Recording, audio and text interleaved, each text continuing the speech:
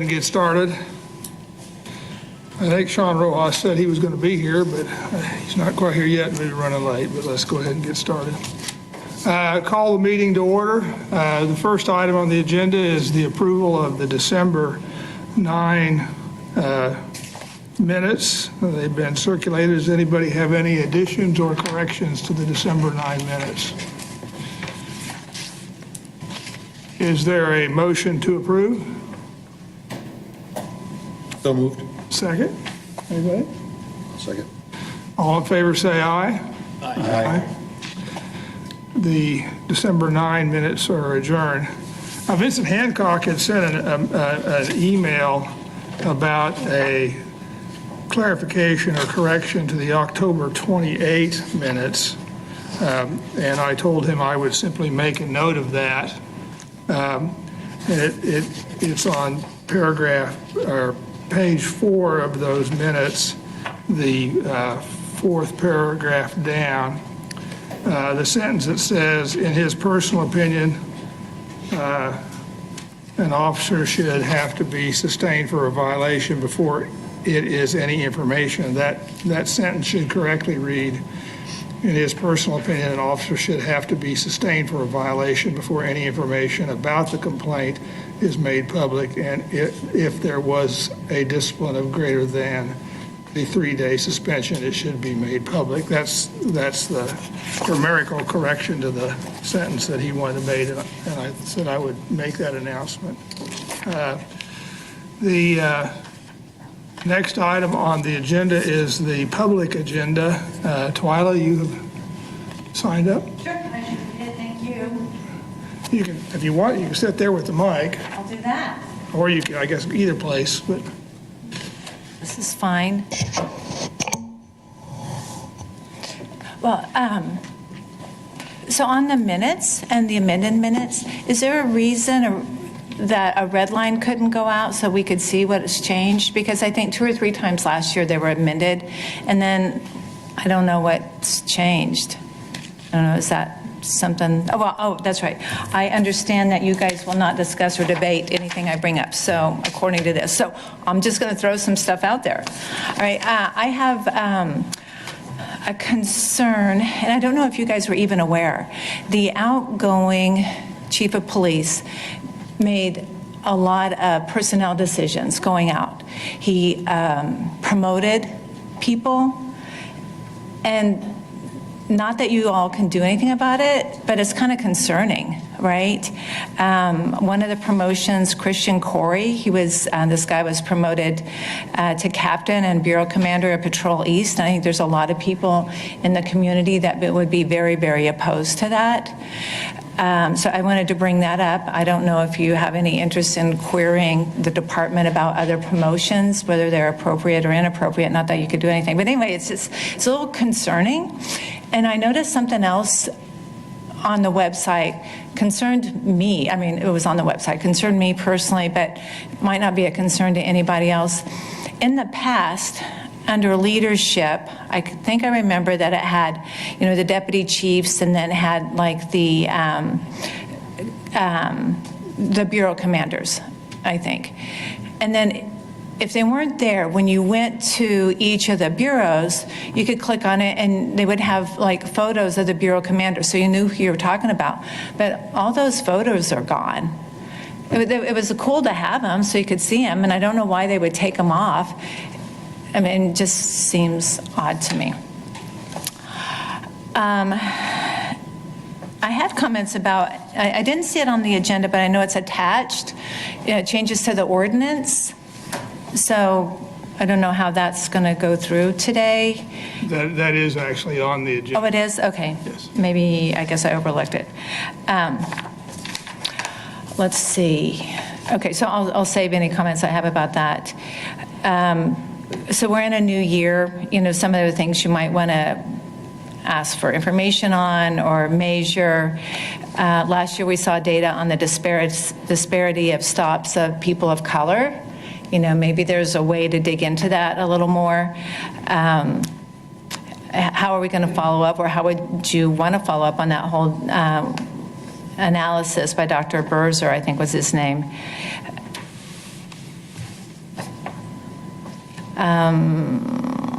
Oh, another thing is citizen, accessible to citizens.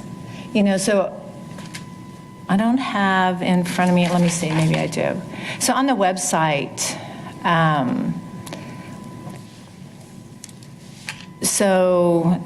the Wichita Citizens Review Board assists the Wichita Police Department with community outreach and advises the police department about community concerns. A meeting at 4 o'clock in the middle of the week is difficult, I think, for a lot of people to try to come. So I don't, I think it's a barrier. Maybe the time and place is a barrier to citizens being able to come and address their complaints. Something to think about. And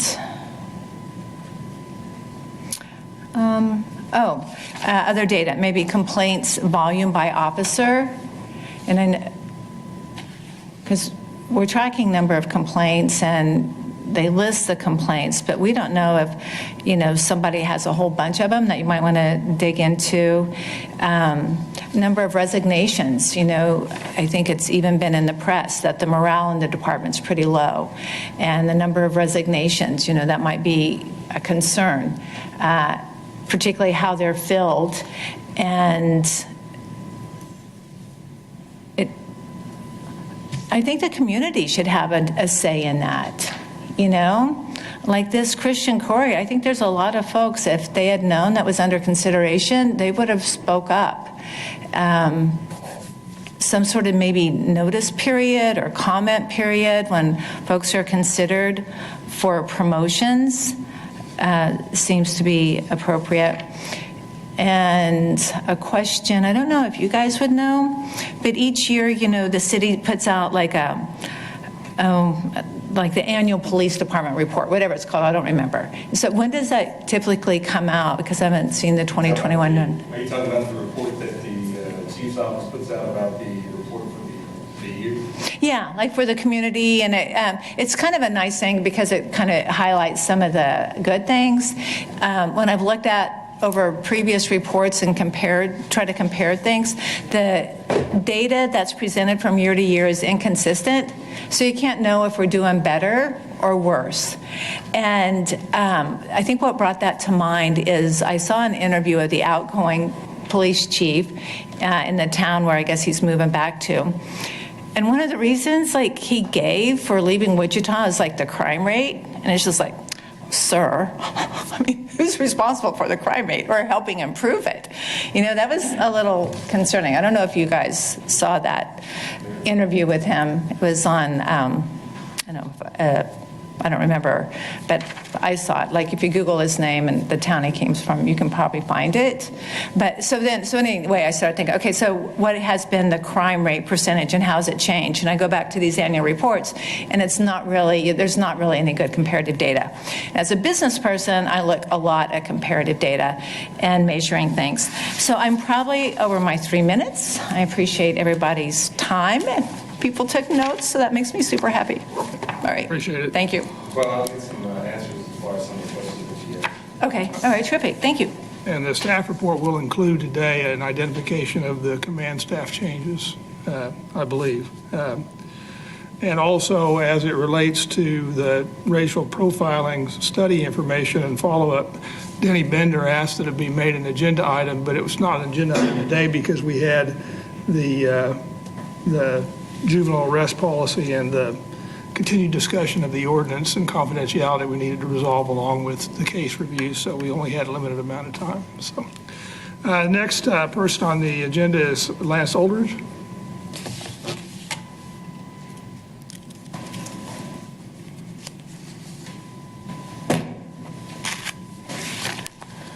I'm glad for a little leniency on 3 minutes because I'm a fast talker, so I'll slow down just a little bit. If you want 4 or 5 minutes, you can have 4 minutes and 15 seconds. I'll time myself. Good afternoon, Mr. Fowler, board members. My name's Lance Oldridge. I served 26 and a half years as a Wichita police officer prior to my termination in April of 2020. I was a detective for 21 and a half years with 3.5 years spent in professional standards. 7 months of those were under Chief Ramsey when he arrived in 2016. I'm here today to address the board regarding the WPD's lack of transparency regarding a complaint I made in December 2019 against the chief and a deputy chief, PSB number 19 PSB 3884.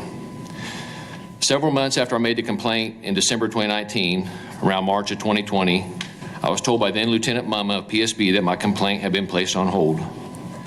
Between May and July of 2020, several inquiries were made by the FOP on my behalf about the status of my complaint. Finally, in July of 2020, Deputy Chief Anna Hatter responded and said, quote, "This investigation is still ongoing," end quote. So that told me that my complaint had resulted in an investigation. Then, over a year later, on January 13th of 2021, the FOP president, on my behalf, inquired again with Lieutenant Mumma regarding the status of my complaint.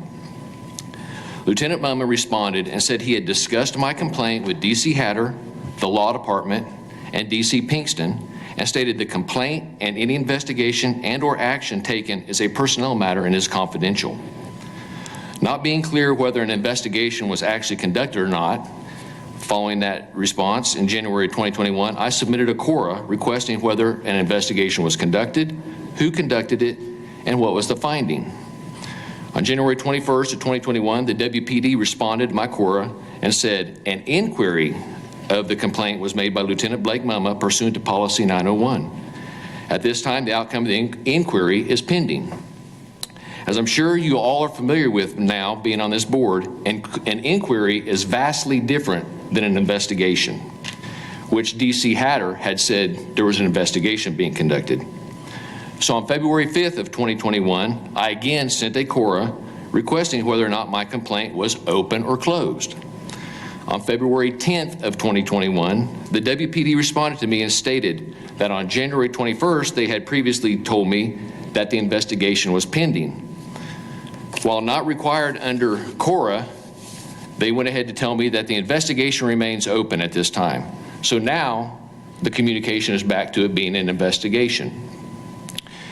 In August of 2021, I was reviewing the CRB agendas and minutes when I noticed that in your March meeting, you were provided a spreadsheet of closed complaints that listed my complaint, 19 PSB 3884.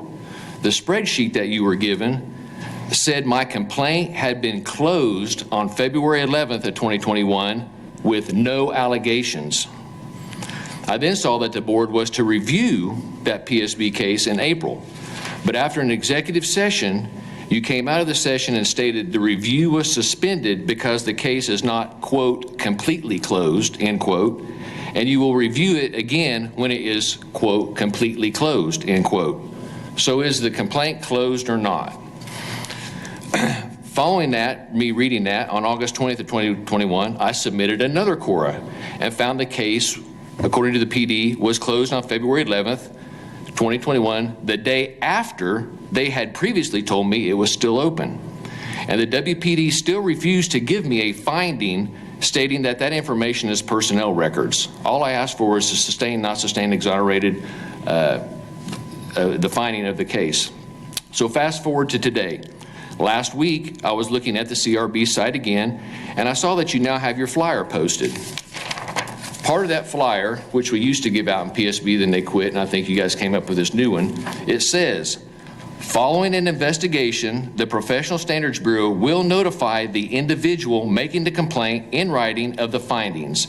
There are 6 possible findings, and then you all list that. But is this the truth? So last Friday, after reading that, I sent another CORA requesting the finding information from my complaint, and I cited your flyer in my CORA request to the city. Again, I was denied the information with the denial stating in part, while PSB does routinely send results of internal investigations to external complainants, it has been and remains the policy of PSB to not release results of their investigations to internal complainants. As you were a detective at the time of your complaint, your CORA request for the results of the investigation is denied. There is no WPD policy, nor has there ever been, that says an internal complainant cannot get the finding. In closing, I'd like to say, this does not sound very transparent to me. The police department and the city manager sit up here and talk to you all about accountability and transparency, but their actions are different than their words. What are they hiding here? Why won't they tell me the finding? My guess is that they never conducted an investigation into my allegations, so there is no finding. If you will look at my complaint, when you review this case, you will see that I even outlined several questions that a legitimate investigation would include. I bet you will not have seen those questions asked of the chief or the deputy chief, because my guess is they were never interviewed about my complaint. Heck, I'm the complainant, and I was never interviewed as part of the complaint I made. When this is discussed, you will get 10 different reasons why they will not release the findings on my complaint. But there really is no reason at all why they can't simply tell me the findings, like they would any other citizen if an investigation was completed, like they have led me to believe. I thank you all for your time today, and if anybody has a question, I can answer a question. If not, again, thank you. Appreciate your comments, sir. Your complaint, was it against the department? My complaint is a very detailed complaint against Chief Ramsey and Deputy Chief Wanda Givens. Okay. And then who investigates that? It was given to... Standards, internet, It's who it was given to. It was given to professional standards. okay, and then they're supposed to investigate that. I would believe so. And then they just never came up with any results? I don't know. Nobody will tell me anything about it. Okay, guys, it sounds like there's a breakdown here. Breakdown in communication. Okay, I was just curious to make sure I got it straight. Thank you very much. That you had a complaint, you put it forth, and then you got stonewalled. They keep telling me it's confidential, but your own flyer says that you... Well, it can't be confidential if you did the complaint. That's I true. mean, it can't be confidential for, you should have the results. I mean, that's not confidential, I believe that's my feeling. you know? Was this indeed the case that we started to review and then we were told we couldn't? Yeah. Yeah, I believe it was. I didn't recall a case number, but there was a I don't case. recall- yeah. There was a case where we said we would defer review until we Deputy Chief came advised in. it was closed. She came in and they said it was still under pending. Yeah. Okay. Yeah. But all the documentation says that I've got the thing you were given said it was closed on February 11th of 2021, and I've got a core request from the department that tells me it was closed on February 11th of 2021. But then when you all met, apparently you're told it's not closed. You met in April. Right, and I was just checking the minutes, it does, yeah. So again, 19 PSB 3884 be held because the case is not completely closed, and will review the case when it's completely closed, just like you said. yes, sir. Well, then I have a question then is, what is the steps for complaints within the department? I mean, you know, for anybody, forget it's the police chief. You know, I don't like Joe Blow over here and I've got a complaint about him. Do those all go to standards?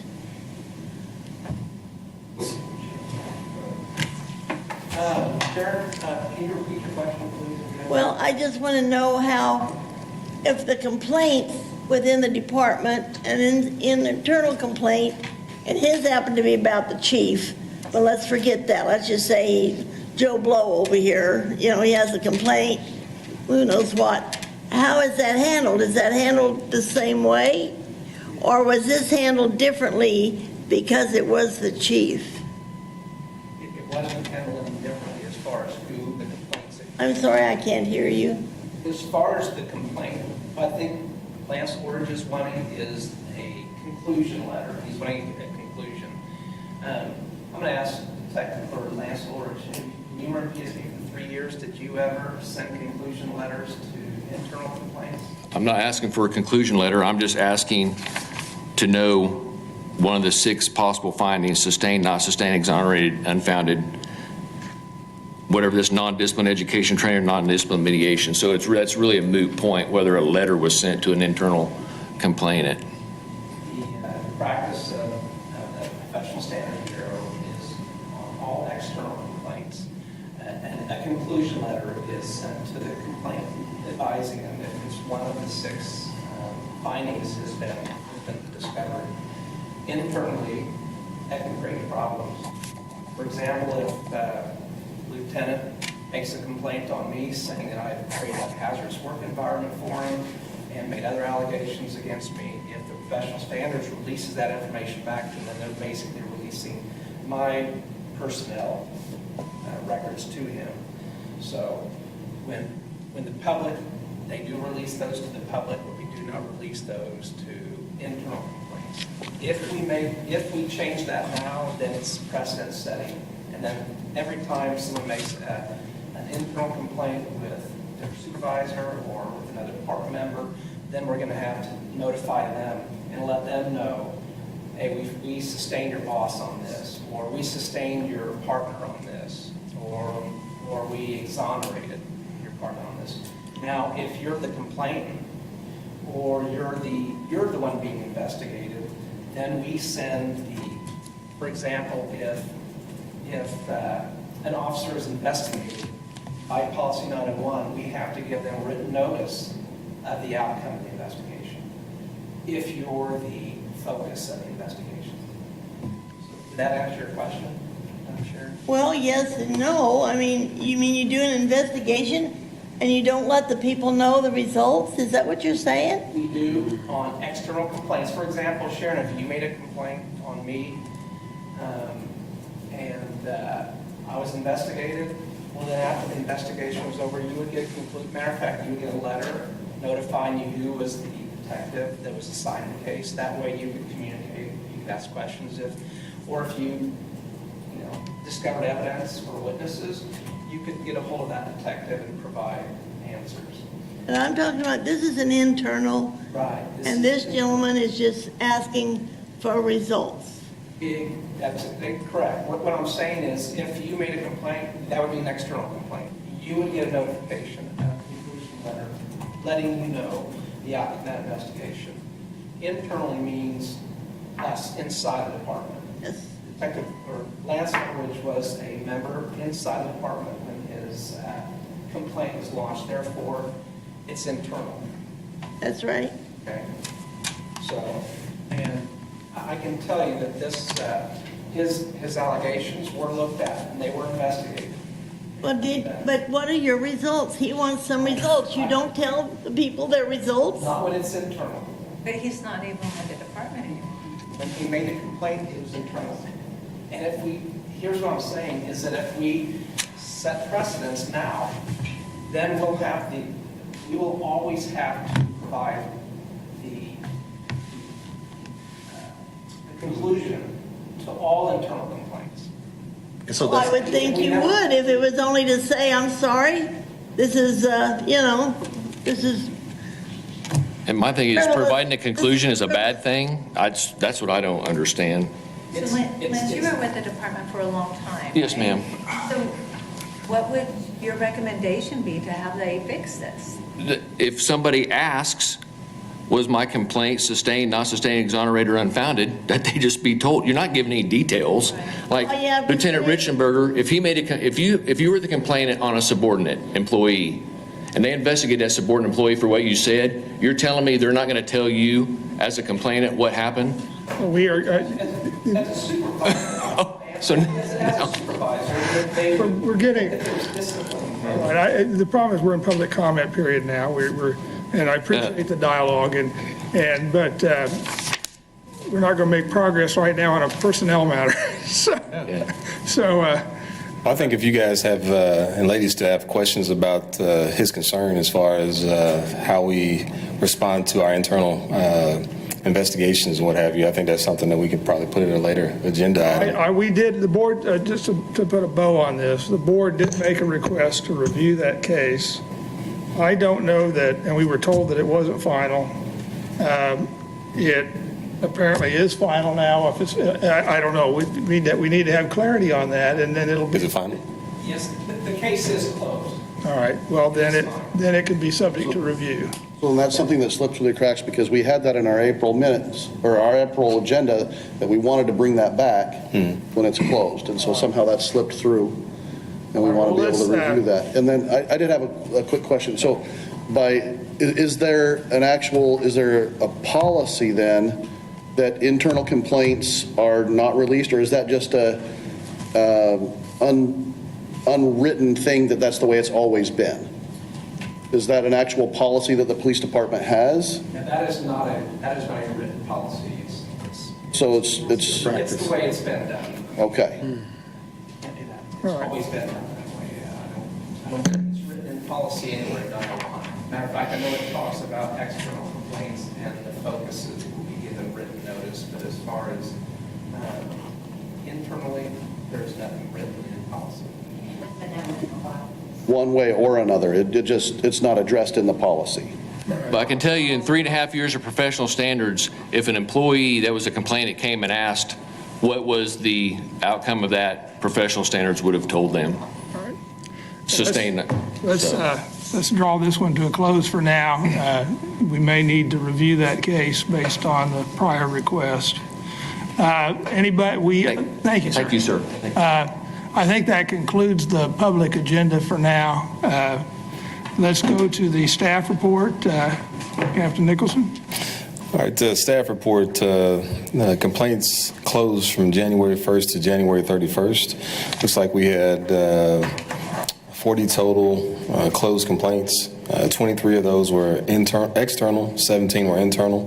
If you look at what the allegations were investigated, looks like 10 were complete and thorough investigation, 11 were rude conduct, and then I think the next highest was attended to citizens' complaints.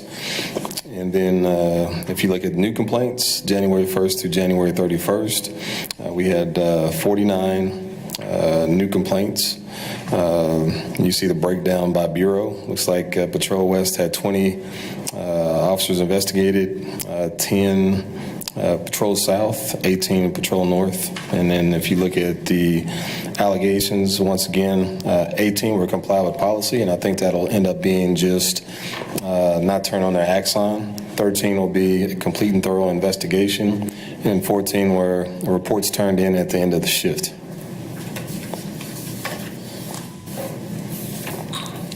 And we also had December as well.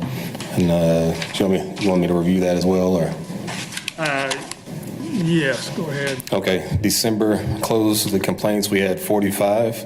Looks like of the 45 closed entries, 54 department employees were investigated. Looks like you see the breakdown.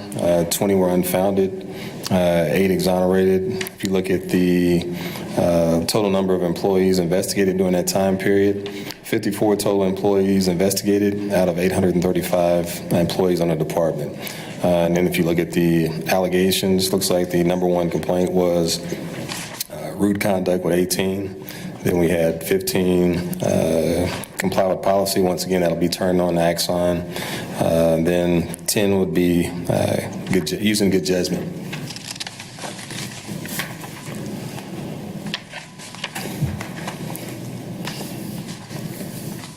Captain, on the case summaries, I have a question about. We have 2 sets of case summaries now to review for potential cases. On the one that came out with the January cases, the very first case is 21 PSB 2918. And it says we're scheduled to be reviewed today, but the case numbers on our agenda is not that case number. But then I look at another case, it's 21 PSB 5116, and I go back and look at some on the review for the December 21 PSB 4054, and all of the allegations appeared to be very similar. And I'm trying to make, do we have a series of cases that have more than one number, or are we? So on that particular incident, I believe there were a total of like 11 employees that are involved on that, and then for whatever reason they divided those up and put them in gave them each individual PSB numbers. All right, so if, I guess, to understand then, and we're talking, is that the case number 21 PSB 5114 is also 5116 is also They're- 2918? They are related. All of them are related? Correct. Okay.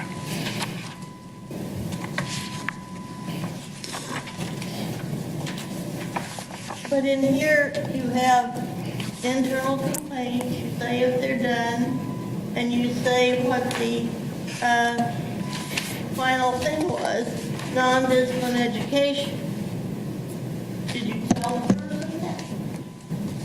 Yes, I believe they were told that. Then why couldn't you tell him that? I'm not, I don't have all the facts with, Because he was a focus. beg your pardon? Because he was a focus. Because he's a foe. He was what? He was the focus officer. What this gentleman here, Lance Aldridge, he would be what you consider a victim, the complainant, whatever you want to call him. But when you're talking about the one you just read, he was the focus and/or what you might think of as suspect.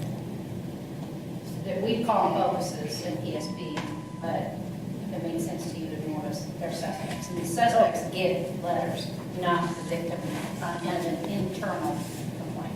So his case was against chief and deputy chief, correct? Correct. So they got letters about what happened. I did not research. I know.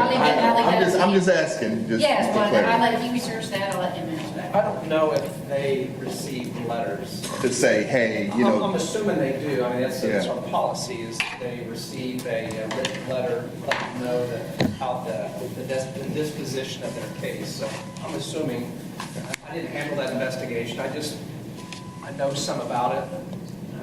And I also, as part of our public information office, the core request that Lance Orange was talking about comes to our office. And of course, our law department and our department, we work together in answering those order requests. So that makes sense. So anyway, going back to the cases then, when we reviewed the 21 PSB 5114, are we also going to be reviewing the facts and circumstances related to those other PSB numbers? If you want to go just, if you want to just go ahead and blanket and review all of them, I can go ahead and schedule those for executive review because they're all related. Right, the point I have is we got one set for today. Uh-huh. Is there, just so we know, does that need to be reset for another meeting because you need to get all the data together, or is it? They were all divided up differently, so and I'm not sure why PSB divided them up like that, but Lieutenant Wareheim would be able to. We divided them up, technically I did not. Captain Mama, with Captain Mama's guidance, we just kind of separated them to make more sense and to give them to, like, I took 2 cases, Detective Doe took 2 cases, and then there was the mothers that we filled it out to the lieutenants out on the field. So there was like, and I'm not going to hold me to the 11, but in my mind I want to say there was like 11. So it's kind of like, and so instead of having one big one and making it messy, we kind of divided them out. So each person took one. So we focused only on that one focus officer, that one case number, you might like 5114, that strictly has to do with what he did and not the other 10.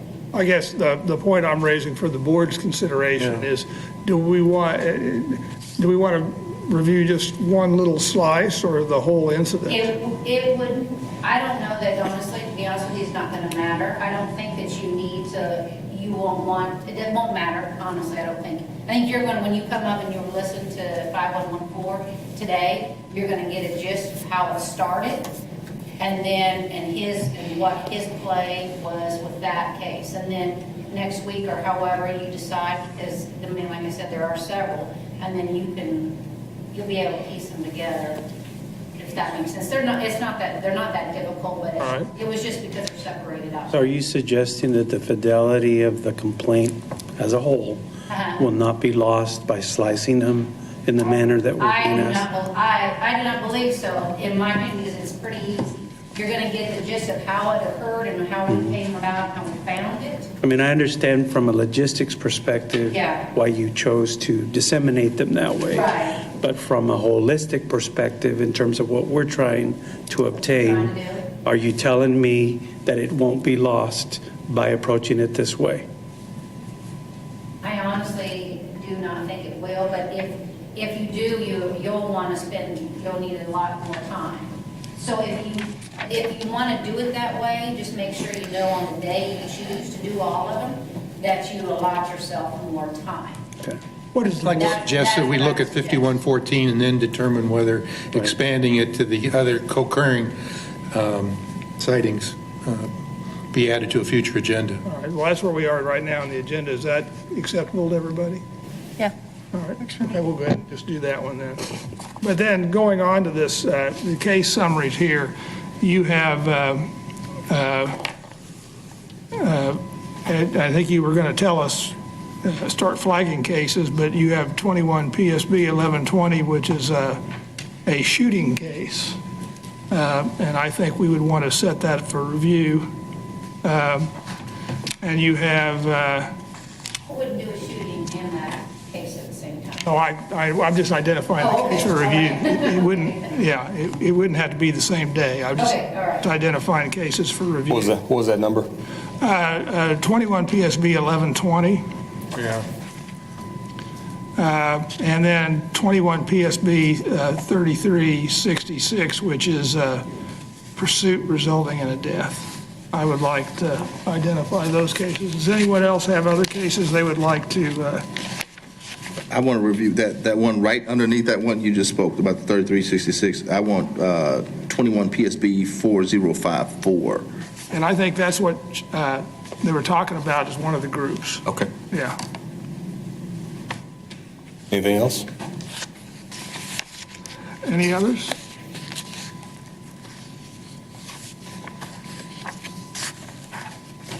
Captain, I think you had some other stuff with the staff report. Okay, so you had asked for, there's been a lot of movement as far as with our command staff and executive staff, and you wanted to just a report, and I think you all have that in front of you as far as, of course, the interim chief will be Lemuel Moore. Interim Deputy Chief of Support Services, which includes the Training Bureau and Records, will be Captain Paul Duff. The Acting Bureau Commander at the Training Bureau will be Lieutenant James Bohannon. There's a promotion made to Patrol East. The new Patrol East Bureau Commander is Captain Christian Corey. Patrol West Bureau Commander is Captain Jason Cooley. Patrol South Bureau Commander is Captain Santiago Hungria. Patrol North is currently vacant, but they just had the captain's interviews, and they'll be making a decision on the new captain that'll take that position here in the next week or two. A new property crimes commander was promoted, Captain Ronald Hunt, and I was transferred to the Central Bureau. Where is all that information? I'm sorry. It's in the deck. It's behind the current agenda. Oh, it's behind, okay. Sorry about that. Okay. Thank you.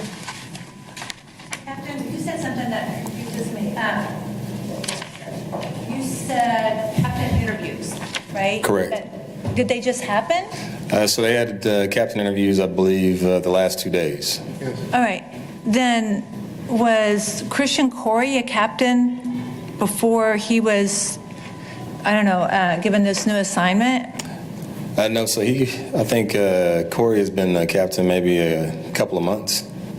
Okay, so So he didn't go through the normal captain interview process? He did. You said, oh, he did? Uh-huh. A couple of months ago? I think that he went through a process that began like a year ago. So they Oh, I see. they go through an interview process, and then the list is good for a year, and so the chief can promote anybody from that list for during the course of the year as positions come open. Okay, that's helpful. All right. Anything else, sir? That's it. And by the way, in the context of these promotion boards, I know a number of the members of this board have been offered the opportunity to participate in interviews, some of them even in the captain interviews, I think. I did on And Tuesday. so when those opportunities come up, I know it takes some time, but make sure you respond because it's helpful.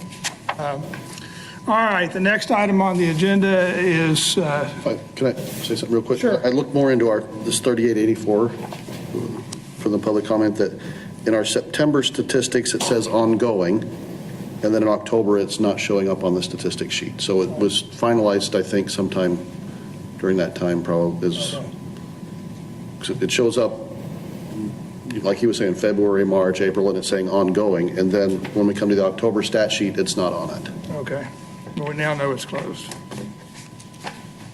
Okay, So anything else? All right, let's go to the next item of the agenda, the discussion with the city manager.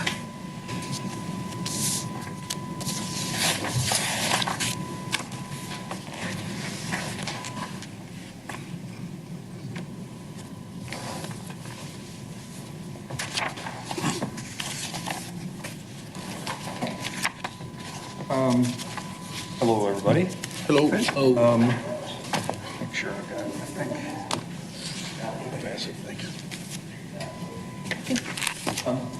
This is, if you had your draft, this has been changed, so if we can work from this. All right. What I'm sending out. I think so.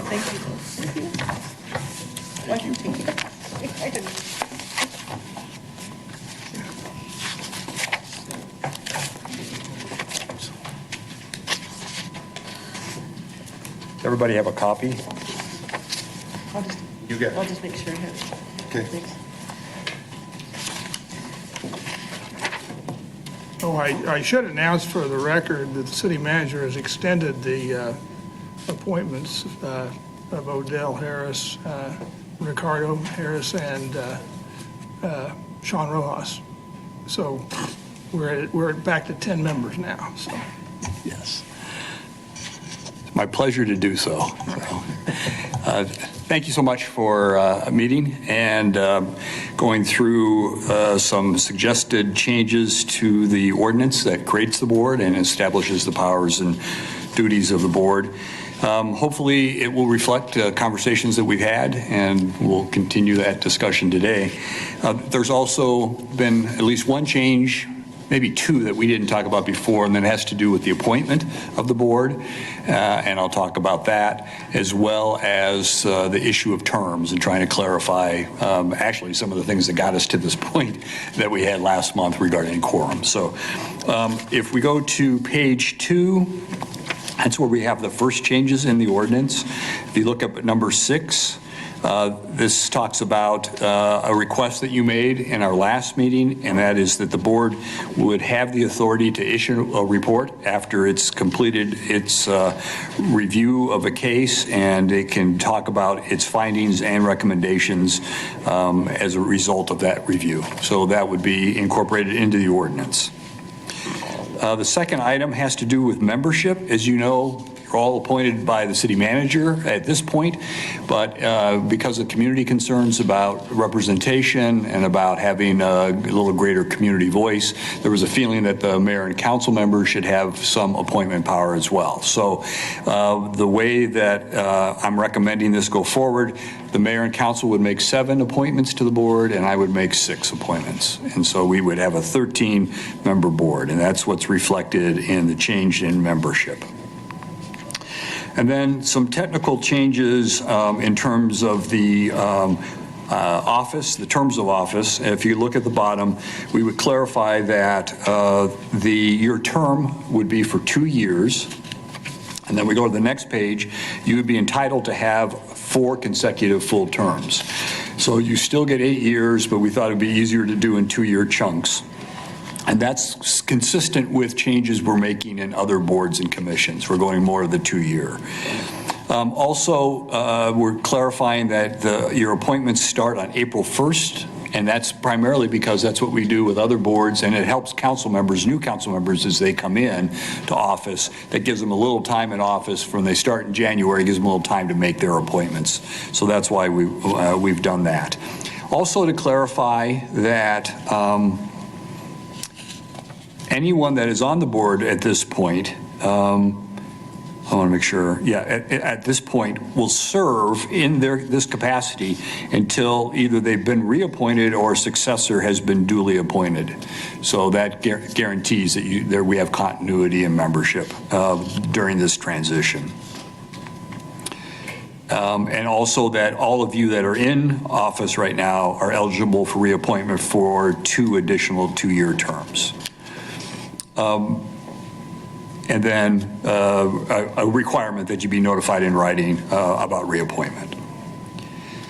If we go down below in section B, it talks about replacement, and this is just, a simple language.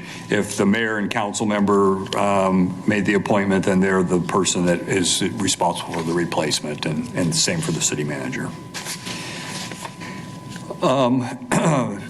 C is trying to clarify a little bit regarding what it would take for someone to be removed from the board, and it talks about, and again, we're trying to be consistent with other boards, if someone were to miss 3 consecutive board meetings or 50% of the board meetings in a 12-month period, then they could be removed from office.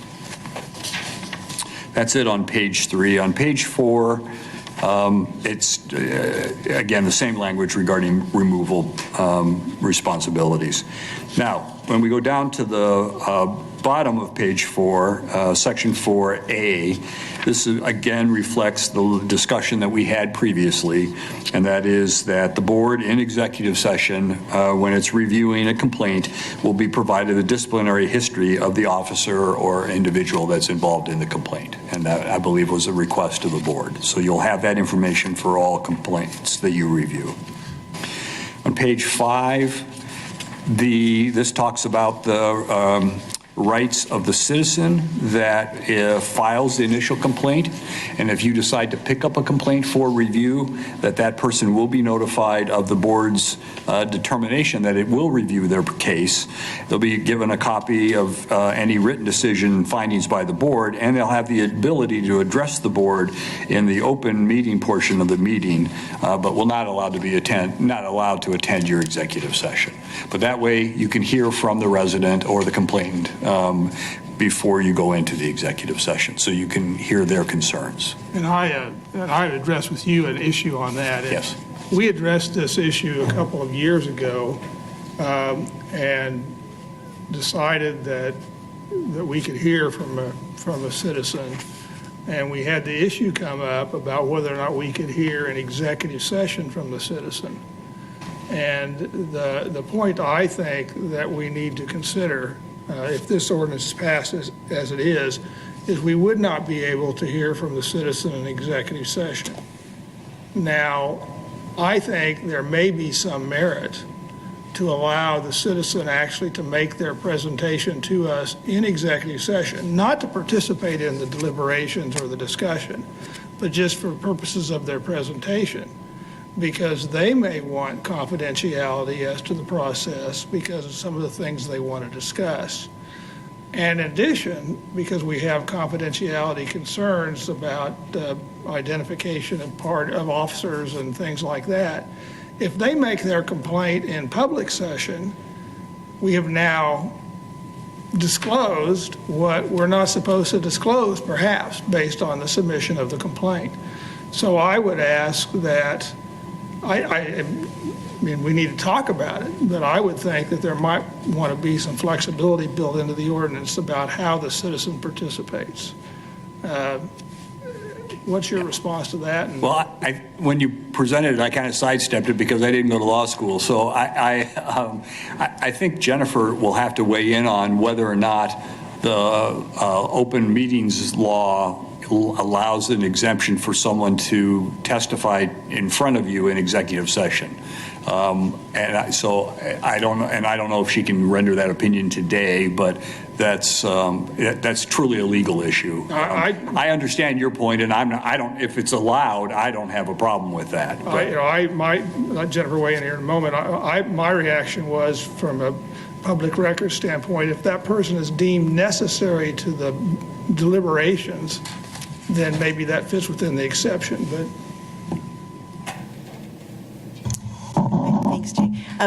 you're both right, the Kansas Open Meeting Act does put strict restrictions on who can attend executive session. I think your question's a good one, and I just think it needs to be just looked into and nailed down before we make that decision. I'll give some clear guidance based on what available authority there is in Kansas on that question of exactly who may attend an executive session. And Jay, if I understand it, it's a pretty narrow question. It's can they come into executive session as a witness solely? That's the question I'm asking. Right, yep. Well, perhaps you should consider whether they have, whether what they want to say it privately, or if they don't care to say it, then they could say it in public.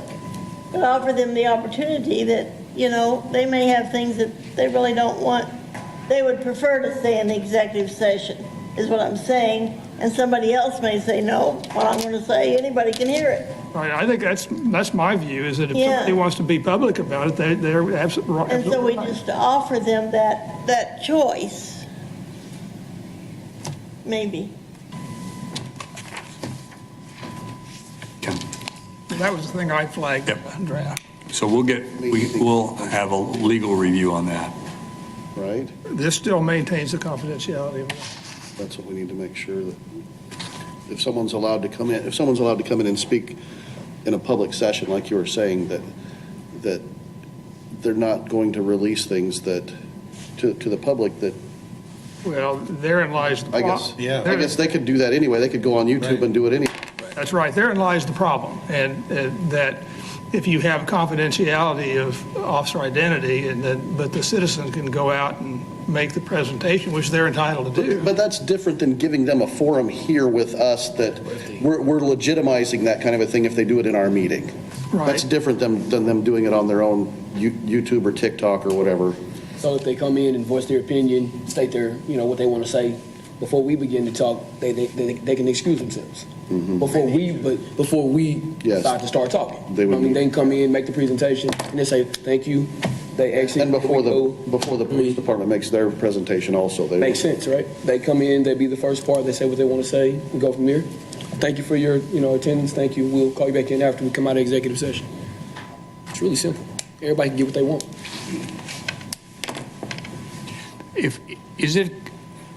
I'm trying to think of timing, right, and getting this in front of the council. Yeah. I've been kind of anxious to get to a conclusion so we can get this adopted by the council. Is it the consensus of the group that if law says you can allow a witness to go into executive session to simply give testimony to you, and that's solely what their responsibility or what their ability is, are you okay then with that being incorporated into the ordinance? Sir. Yes. It's fine. Yes. Okay, all right. And we'll report back to you either way, right, and let you know. Okay. I think not only comfortable with it, but requesting it. Yeah, okay. Good. All right. The item at the bottom is that it still allows you to issue your written report of your findings and recommendations, but it still maintains the confidentiality of the officer involved from the professional standards investigation. But I wanted to make sure that there was a reflection of your ability to do the report.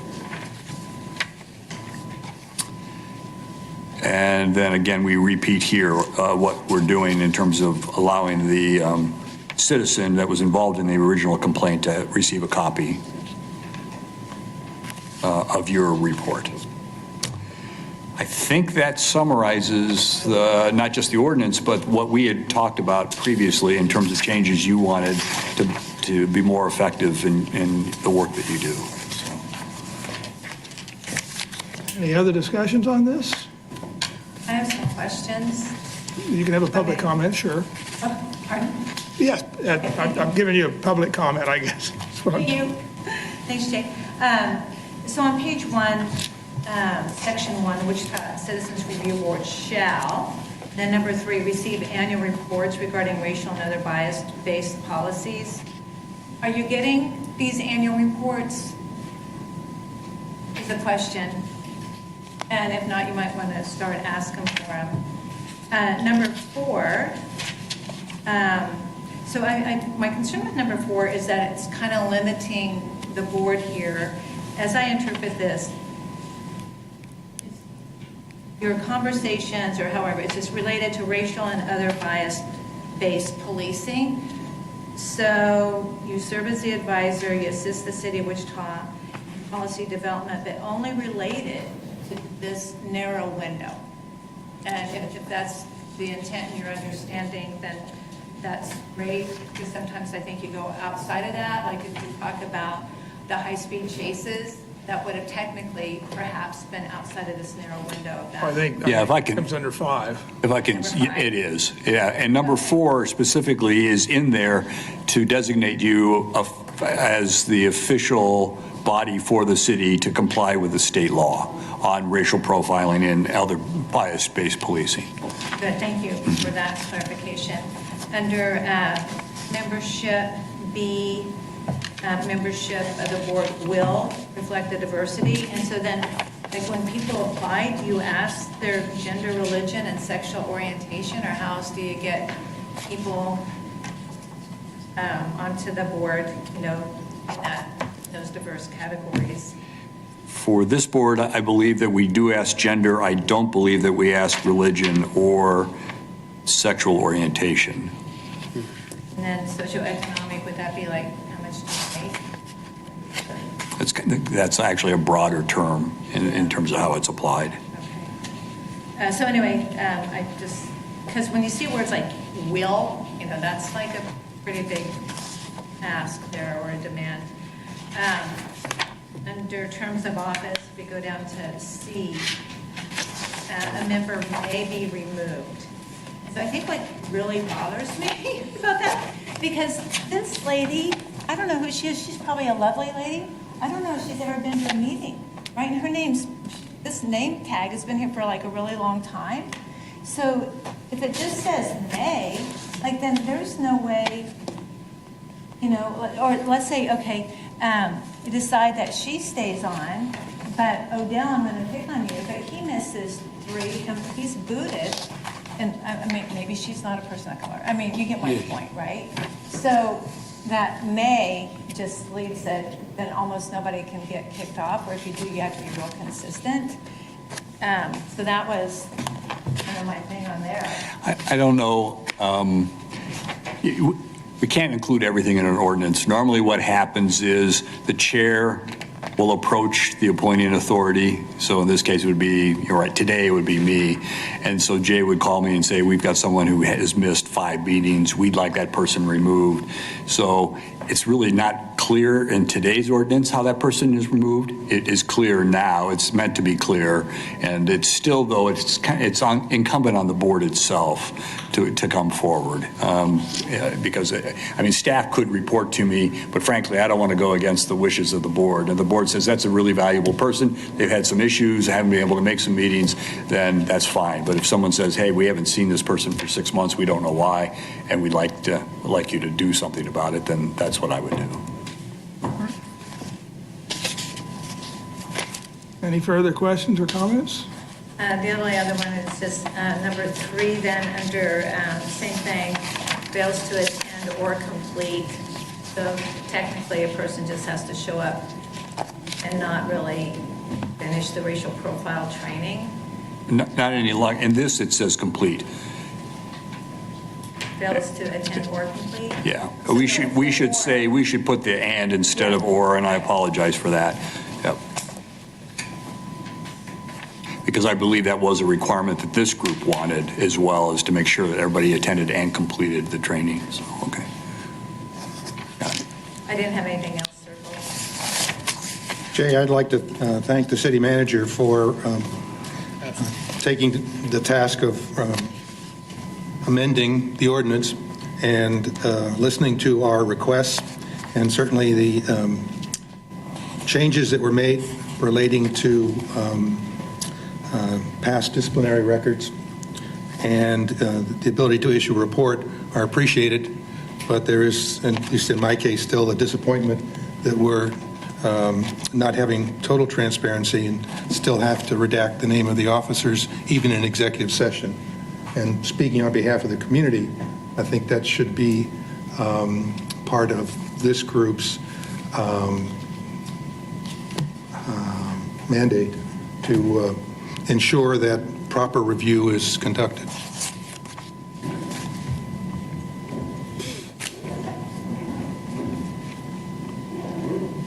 So you think that they should change the policy so that not only do we get it in executive session, we get the name, but the name would be a public situation? No, I'm not suggesting that. Oh, okay. Only in our deliberation or Oh. discussions during executive session. Okay, thank you. I wasn't clear on that, thank you.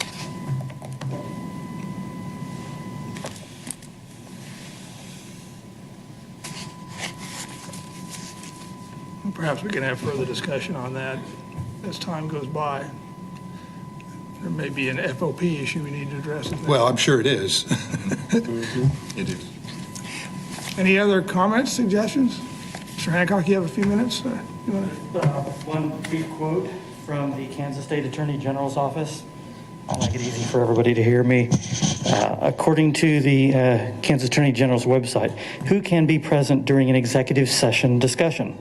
Only members of the public body holding the discussion have a right to be in executive sessions. The right. So that means all of you guys have a right to be there.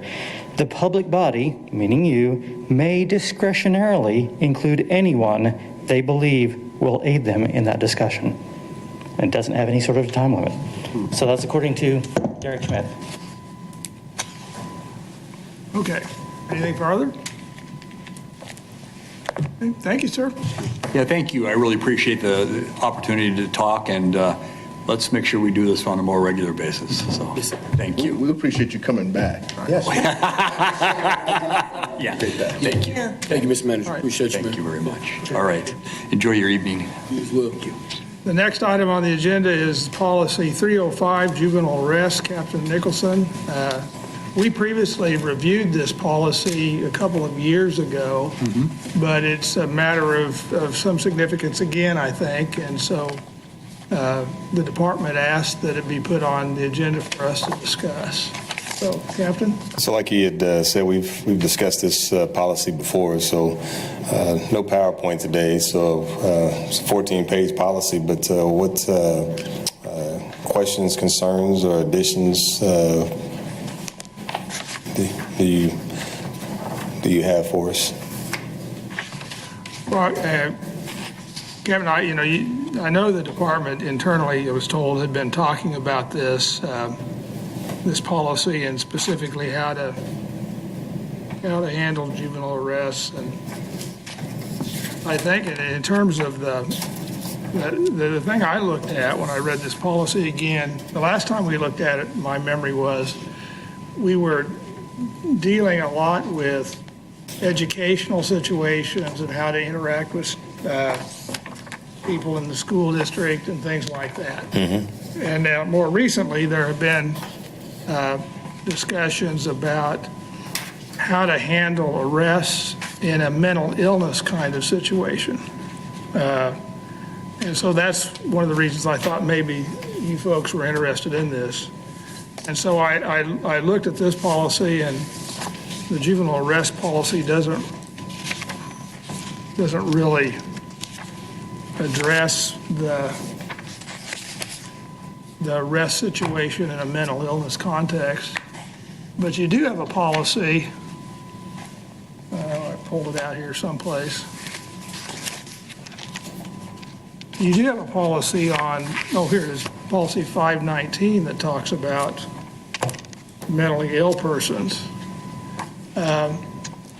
So I guess what is the general approach right now in terms of dealing with arresting or detaining a juvenile in the context of mental illness? So I think many of the calls that our patrol officers get dispatched to, I wouldn't know the percentage, but I would say probably over 50% of the calls we're dealing with someone who's in mental crisis or something like that. And so I think officers try and make assessments, and if they need to be transported to St. Joe or St. Francis or talk to someone at ComCare, we try and get them those services unless it meets one of the criteria, juvenile cases, misdemeanor or felony. I think it's section H on this policy. A juvenile case is misdemeanor or felony. An officer, where it talks about an officer may take a juvenile into custody if, and then there's several things listed. So, but like you said, there really isn't anything that's spelled out as far as on how we deal with juveniles that are having a mental crisis. That's something that if you think that's something that we need to add, that's something definitely we can look at, and I can make that known to Chief Moore. Well, obviously it's a matter of interest. And you have I perceive that, there is an issue, not the police department's fault at all, is if you have somebody who is potentially a danger to themselves or others, and many times to themselves, and the police are confronting with that, and so they arrest the person, which you can do under this policy. You can detain them, but now you got to take them somewhere. And I've heard stories about the difficulties of even finding a place to take the person.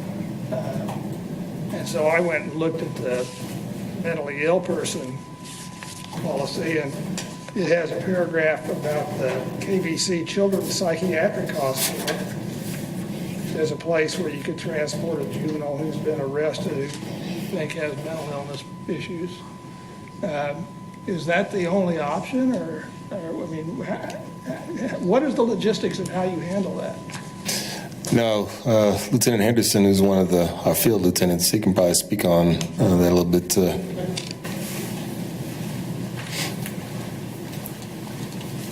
I appreciate the opportunity to talk about this a little bit. So when we look at juvenile arrests and mental health as a policy 19, as you talked about, Jay, so when it comes to mental health, our hands are kind of tied when it comes to a policing aspect, right? So our resources are very limited. So typically, like Captain Nicholson talked about, we usually take them to St. Joe for mental health assessment, St. Francis. KBC for juveniles, hands are kind of tied there too, and I'll tell you why. Because if the juvenile is exhibiting some type of behavior, destructive, assaults an officer, then they don't want to admit them. So now we have to take them to JIAC if they violated a crime or whatnot. And that's also a revolving door too as well. So if they've committed a crime during the course of a mental health episode, they go to JIAC, they're there for 2-4 hours or so, and then they're right back out to wherever we arrested them from, or a parent comes by and picks them up. So as regard to adults, again, our hands are kind of tied when it comes to that too. We ComCare. I know St. Francis Ministries does a lot with juveniles at 4155 East Harry. They do a lot of work there. Sometimes they're placed in foster care homes throughout the city, but then when foster care parents don't know how to handle it, police gets involved, and again, we're back at that revolving door again of where do we take them? Where do we put them? If they're juveniles, usually a parent or a guardian or a foster parent has to be there at the hospital with them. And that can be a case there too, and once they arrive there, usually our law enforcement is no longer in the case there. So how we deal with juveniles as opposed to adults, almost exactly the same. When you think about it comparatively, the training, there's no deviation with training, so to speak. Hey, mental health, how do you even deal with that specifically from a law enforcement standpoint? And that's kind of like the biggest puzzle for us, obviously, within our community, is how do we deal with that? And so that continues to be our focus for our agency, for any other agency in America. How do we deal with that? And so that's pretty much in a nutshell, Jay, and for the members of the board about how that's typically done. So, Can I ask a question really quick? I know some time ago, you talk about ComCare providing some support to be able to, they used to have years ago, when I worked mental health, it was crisis intervention services that were consulted when there was a crisis incident. I'm just curious to know what type of training police officers have with the crisis intervention type stuff, the trauma-informed training and things of that nature. Now, we do have that crisis intervention training, but I would have to get you the numbers, and I'll check with Captain Duff as far as how many officers have actually gone through that CIT training. I don't know, Lieutenant Richenberger, do you know roughly the number on that? I can't remember the number. I know that we looked at that, and I just don't have a number. We'll get that for you. Okay, thank you. So just to add a little bit, in the curriculum, I know we talked about it on the board too, so all of the recruits, when they go through the academy, they receive a level of crisis intervention training, right? It's not holistically, it's not all dynamic. They get some components about how to deal with people who are in a mental health crisis. So that is something that we actually intertwine within the curriculum at the academy. So again, the numbers aren't 100%, obviously, because some didn't have that when we first came in. Mental health wasn't at the forefront of law enforcement, like when I came in 21 years ago, or anybody else here in law enforcement, really wasn't that. And so we've made changes to our curriculum, I know that for sure. Again, I think if I needed 3 or 4 days of mental health stuff, that, to be honest, is it really enough? Probably not, because of other things we do, but that's generally what happens with regard to that. I'm just glad that it's being focused on now. That, you know what I'm saying? Mm-hmm. I mean, this is it's dangerous. It's dangerous not only for families, but it's dangerous for police officers as well. And honestly, in this environment, I think, especially today, I know that law enforcement officers are required to get so much racial profiling training, but I think in today's age, it's probably be necessary, probably also to get some sort of mental health type of training as well, whether it's some intervention type training, de-escalation training, or something like that. I think all that would be beneficial. I think our previous... I was on the CIT council, and before COVID, we had at least two trainings a year, and it was 40 hours. And it pulled the police out of their job, off the streets for 40 hours. And it was offered not only to Sedgwick County and Wichita, but to other surrounding areas. And and it was, like I said, it was 40 hours. It was a whole week. They had speakers come in, and they had all different things to help strengthen that. And but now with COVID, I think we've only had 1 or 2 trainings, and we haven't met. So, but it was, and they have those all across the country. Anyway, they were trying. But then the other problem is you train them and then they move on. Right. Okay, so now you've got new guys that come in, and you've lost some of those that you've trained. So it's a constant trying to train them to how to handle. And our push was that if you were in a situation, you would try to contact a CIT trained officer to come out and help. And so that was another goal. And they were trying, but on the other hand, you can only do so much. And we had, a lot of complaints of the amount of time that the officers had to spend when they had a mentally ill person, and then they took them to St. Joe or St. Francis, or, over the years it's all changed where you take them. The hospitals keep changing what they're doing. And then the officers would have to spend a lot of their time off the street taking care of the situation and paperwork and everything. So there's a lot to it, more than just saying, gee, buddy, I know you hear voices and I identify with you, There's a lot more to it.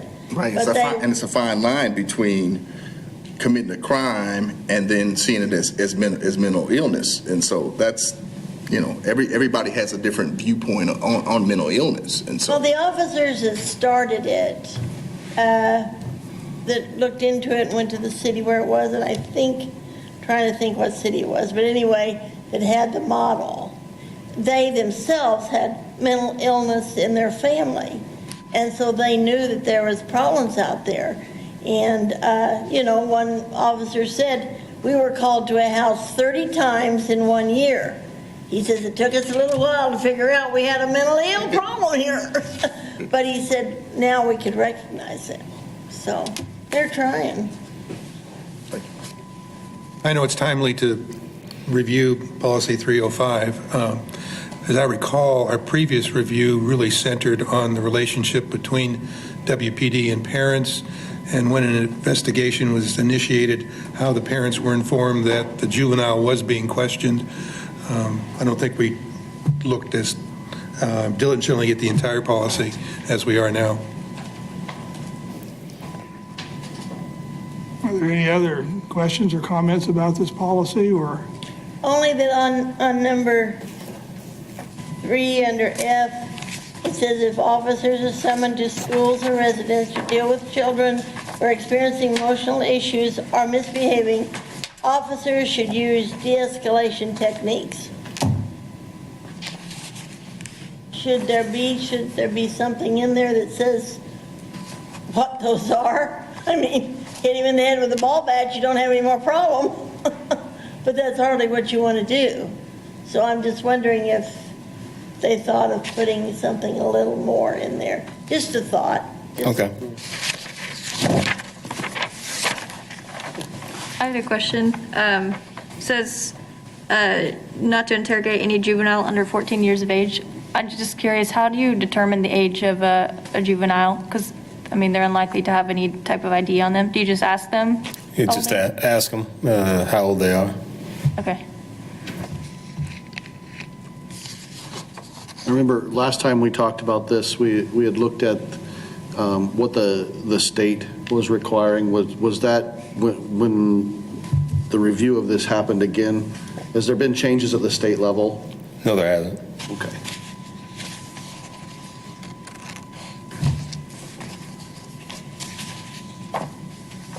Anything further?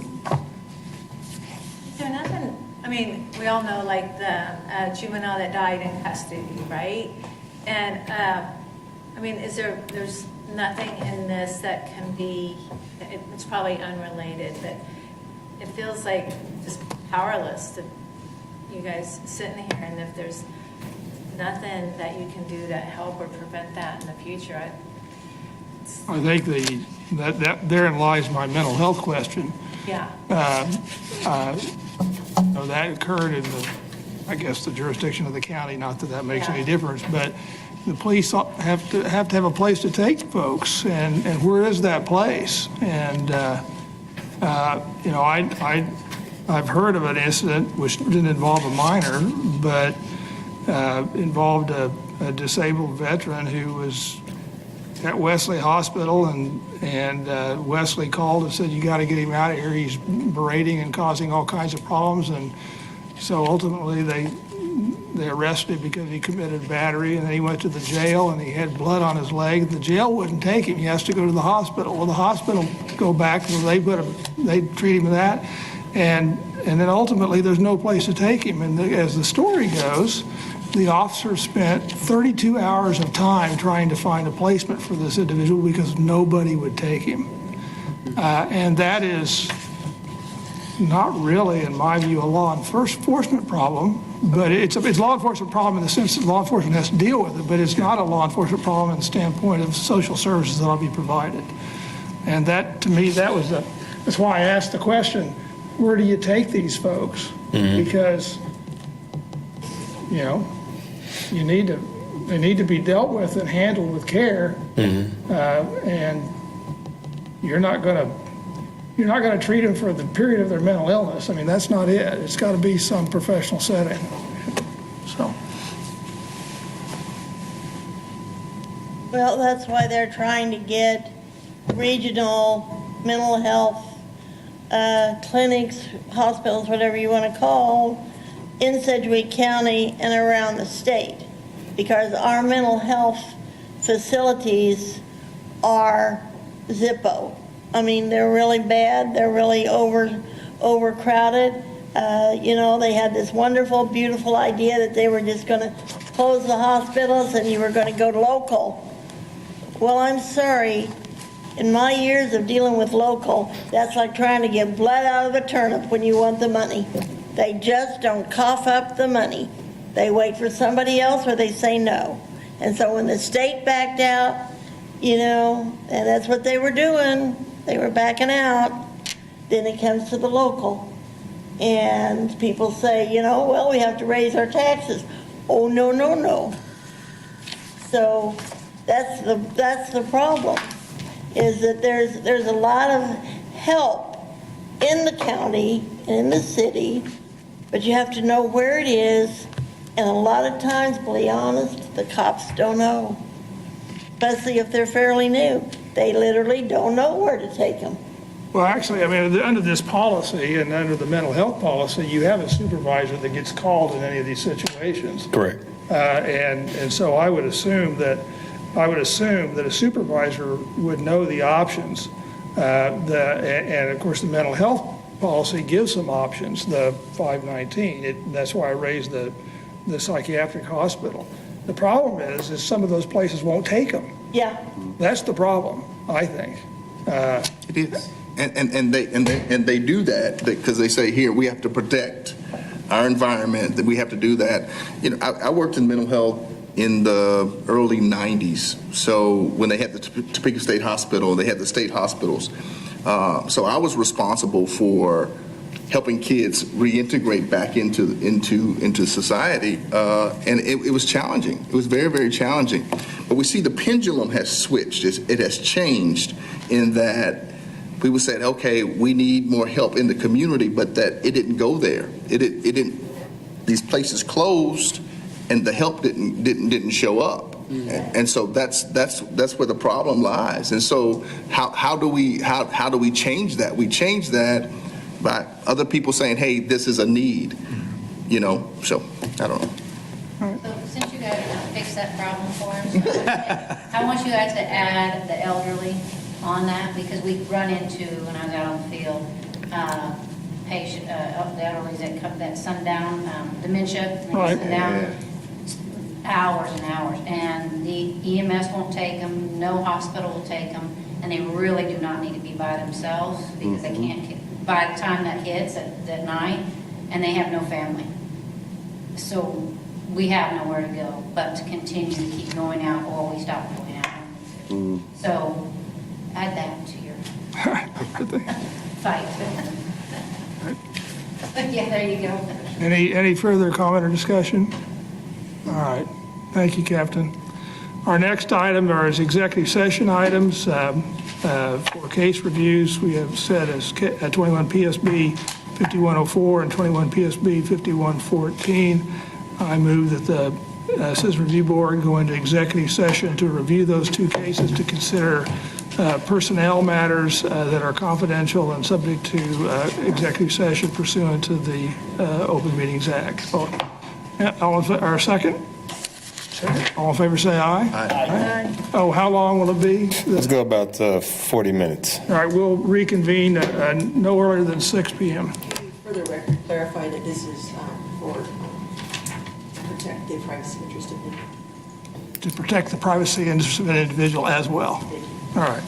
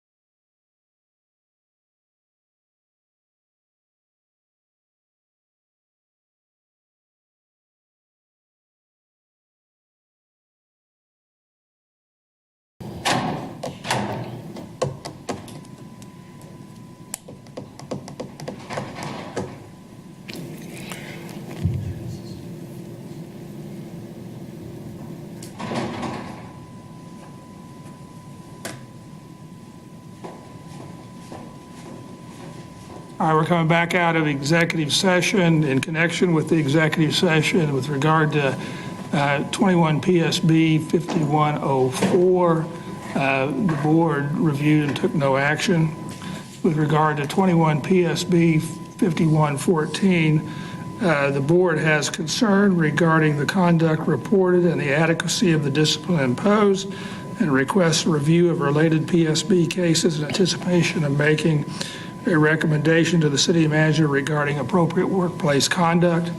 In connection with that request, the board requests that the PSB provide a representative along with a member of the command staff that was involved in the process to discuss those related complaints with the board. The board has decided that they need to have a further meeting on this issue to be held in executive session, but we'll have to have an open meeting to start. And so we need to decide when that meeting is going to be. This would be in addition to the next regular meeting. So let's look at our calendars. How much time will they need to prepare? How much time? I would. There's no video or anything on this, so I don't know. It wouldn't take a whole lot of time. Just have to check the PSB, and if you're wanting the deputy chief to be here, just get on his schedule. Names, things like that. Is March 10? Does that work? Clear for me? Yeah, that Works for me. I am not sure. I'll have to check. I've got something during the day, and I don't know if I have anything that night or not. I think it's okay. All right. Typical 4 o'clock starting time? Let's plan for it'll be opened as a regular meeting, and then we'll go to closed session on March 10 at 4 o'clock? 4 o'clock. Okay. Jay, could you send me an email as far as what you're wanting? Right. Okay. I'll send you an email, but it'll be what I announced. Okay. And I think we have a record of that. I assume that was recorded, so, yeah, all right. Any new business? I have a request. I had a conversation with a citizen. Might have been, in fact, there's more than one involved.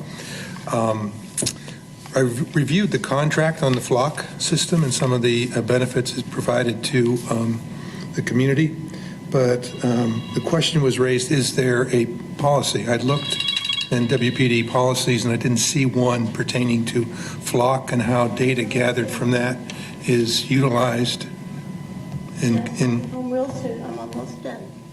So I'm asking if we could have some information about the flock system. Flock system. And how it's used, because it does, it Would you like tracks license plates and interacts with the public, and we want to know how the data gathered by that system is used. Would you like me just to send you all an email, or to have this at the next meeting? Because this has something I can get. Whichever is more easier for you. I'll send you all an email. More easier? And if it's, we may want to consider it for a meeting too, because, there's a public interest education component to these meetings. Yeah. But send an email and then we'll decide. And then, did we get that in the minutes, the request for that 19 PSB 3884 that we had back in February last year, when we were told that we would have it available when it's closed, and now we assume that it's closed? It's It never closed. showed up on a report saying that it was closed. I just would have to ask Jennifer, there is a federal court lawsuit filed by that individual. Would there be any concern about our review? What? There is some concern. I need to look at that. All right. Okay. Any other new business?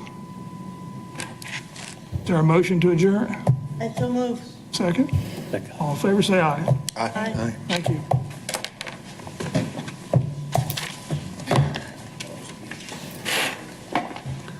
We had to have a conversation.